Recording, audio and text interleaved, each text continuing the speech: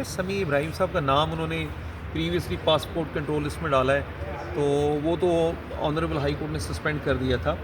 اور پھر later on جب آنریبل ہائی کورٹ نے وہ آرڈر سسپینڈ کر دیا اور ہمیں پرمیشن مل گئی کہ ہم ابراڈ جا سکتے ہیں اپنی فیملی کے پاس، تو لیٹر آن سمیع صاحب کا نام ایک اور لسٹ میں ڈال دیا گیا۔ تو اس کے متعلق بھی جیسا آپ نے فرمایا ہے کہ آپ اپنا جو آرڈر دیں انٹرم بیل آرڈر،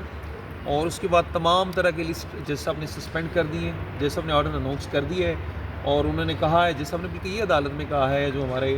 AG صاحب تھے کہ اب بس کیجیے، بہت مذاق ہو چکا ہے،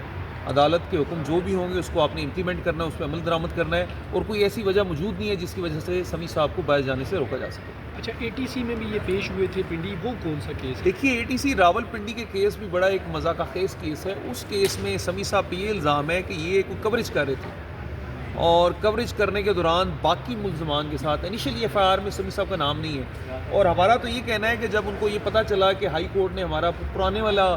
ان کا آرڈر سسپینڈ کر دیا ہے، تو اس آرڈر کو ڈیفیٹ کرنے کے لیے، ہائی کورٹ کے آرڈر کو ڈیفیٹ کرنے کے لیے اس نئی FIR میں محض اس لیے نام ڈالا گیا ہے۔ اور لاسٹ ٹائم جیسا آپ نے بڑی ایک امپورٹنٹ کوئری کی تھی، جیسا آپ نے CPO سے پوچھا تھا کہ آپ یہ بتا دیں کہ اس FIR میں سمیع صاحب کے علاوہ اور کسی کا نام آپ نے ECL وغیرہ میں ڈالا ہے، تو اس نے کہا نہیں،